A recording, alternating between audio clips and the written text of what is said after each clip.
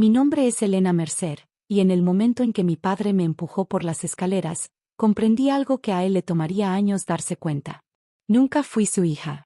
Solo era alguien a quien podía culpar. Sucedió rápido. Una acusación, un grito, un empujón violento. Mi espalda chocó contra los escalones de madera, el dolor explotando por toda mi columna mientras los familiares se quedaban paralizados en la parte superior, observando. «¿Me robaste?», rugió, su voz resonando en la casa en la que había crecido. No podía respirar. «No lo hice», susurré. Pero la verdad no importaba. No para él. No cuando su caja fuerte estaba vacía y necesitaba a alguien lo suficientemente débil para cargar con el peso de su rabia. Mi madre no me ayudó a levantarme. Mi hermano no dijo nada. Nadie dijo nada. Señaló hacia la puerta como si yo fuera algo desechable. «Fuera. Ya no eres de la familia». Esa noche me fui sin nada, solo con la ropa que traía puesta y un silencio tan pesado que me acompañó durante años. Sin dinero, sin llamadas, sin disculpas. Me borró como si nunca hubiera existido. Hasta que una mañana, años después, mi teléfono se iluminó con su nombre. Lo miré sin moverme porque el hombre que me había desechado finalmente me estaba llamando. Y ya sabía por qué. No contesté. No al principio. Dejé que sonara hasta que la pantalla se apagó, hasta que su nombre desapareció como había pasado tantas veces antes. Silencioso, ausente, inexistente.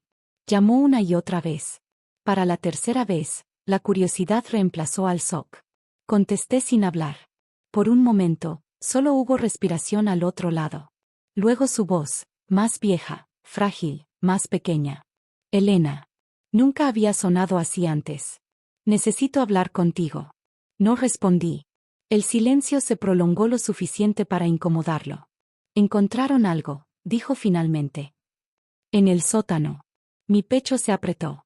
No había puesto un pie en esa casa en 8 años. No desde la noche en que me empujó fuera de ella como si no fuera nada. «Encontraron lo que faltaba», añadió. Cerré los ojos porque ya sabía a qué se refería. El dinero. El dinero del que me acusó de robar. El dinero por el que destruyó nuestra relación. «No fuiste tú», dijo en voz baja. Las palabras cayeron planas, sin alivio, sin cierre, solo confirmación. «Necesito que regreses a casa», susurró. ¿Casa? La palabra ya no significaba nada, porque él me la había arrebatado mucho antes de que yo me fuera. No acepté ir, pero tampoco me negué. Solo escuché mientras llenaba el silencio con explicaciones que llegaron 8 años demasiado tarde. «Estaba escondido detrás de la vieja pared de almacenamiento», dijo. «Dentro de una caja fuerte oxidada». Recordé esa pared.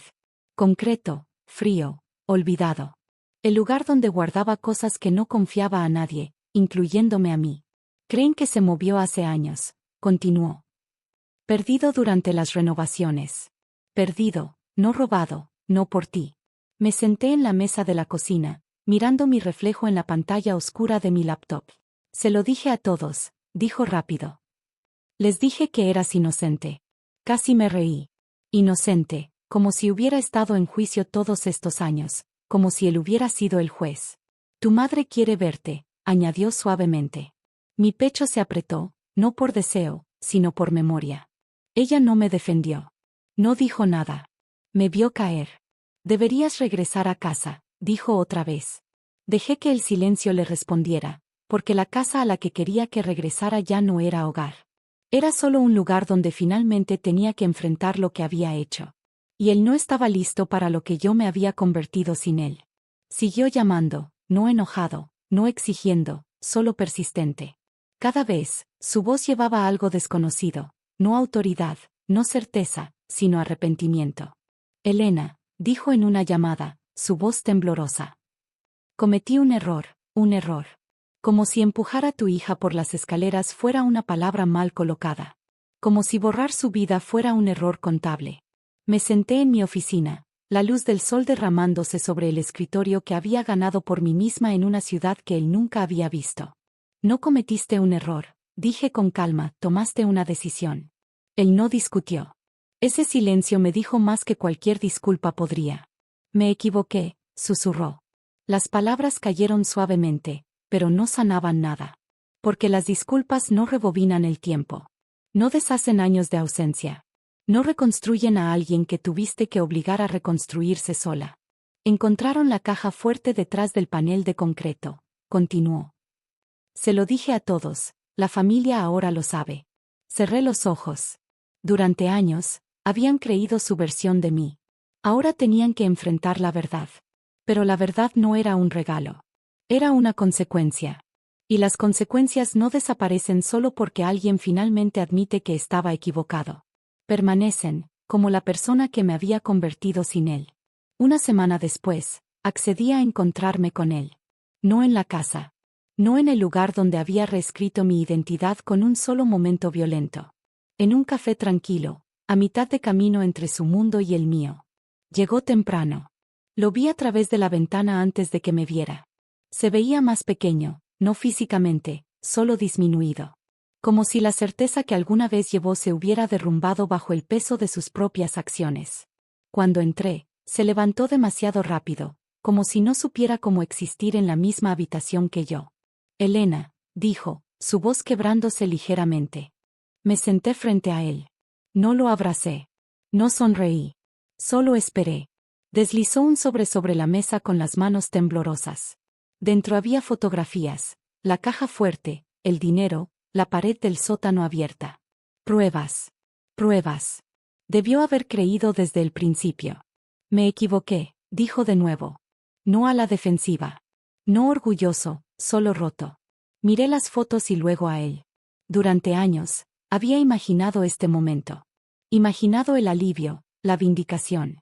Pero todo lo que sentí fue distancia, porque la verdad no me devolvía lo que me había quitado. Solo demostraba que había sobrevivido sin ello. Y él apenas empezaba a entender eso. Metió la mano en el bolsillo del abrigo y sacó otro sobre, más grueso esta vez. Lo colocó sobre la mesa, pero no lo empujó hacia mí. He actualizado todo, dijo en voz baja. La casa, las cuentas, todo lo que debió ser tuyo. No lo toqué. Durante años, había luchado para pagar la renta, para construir estabilidad desde la nada, mientras él vivía cómodamente dentro de la certeza de su acusación. Ahora quería arreglarlo con papeles. No puedo deshacer lo que hice, dijo. Pero puedo hacerlo bien. Hacerlo bien como si la justicia pudiera calcularse, como si la confianza pudiera transferirse. Miré sus manos. Temblaban. No de enojo, de miedo. Porque ya no ofrecía poder. Pedía perdón. Y por primera vez en su vida, no controlaba el resultado.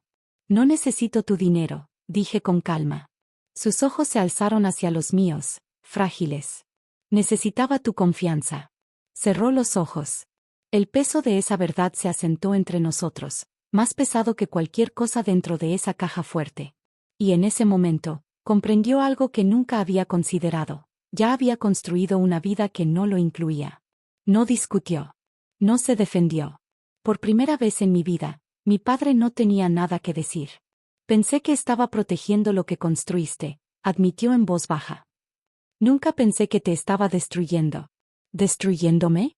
La palabra flotó entre nosotros. Recordé el pavimento frío afuera de la casa esa noche. La forma en que nadie me siguió, como la puerta se cerró sin dudar. Había destruido la versión de mí que confiaba en él.